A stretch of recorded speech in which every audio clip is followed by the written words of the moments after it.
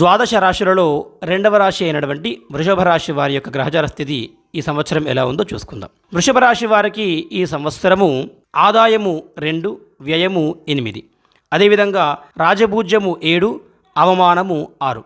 వృషభ రాశి వారికి ఈ సంవత్సరము మే 1వ తేదీ నుండి బృహస్పతి జన్మస్థానంలోకి వస్తూ ఉన్నాడు. జన్మస్థానంలోకి రావడం వలన జన్మానం నలో దుఃఖం అంటూ ఉంటారు. కావున ఈ సంవత్సరము వృషభ రాశి వారు కొన్ని అసమానతలు మరియు కొన్ని ఆర్థిక ఇబ్బందులు ఎదుర్కోవాల్సి వస్తూ ఉంటుంది. వృషభ రాశి వారికి జన్మస్థానంలో బృహస్పతి ఉండడం వలన కొన్ని ఆర్థిక అసమానతలు మరియు అదేవిధంగా అప్పులు, ఎవరికైనా డబ్బులు ఇచ్చినచు తిరిగి రాకపోవడము మరియు మీరు కూడా ఆర్థికపరమైనటువంటి ఇబ్బందులు ఎదుర్కోవాల్సిన పరిస్థితి ఏర్పడుతూ ఉంటుంది.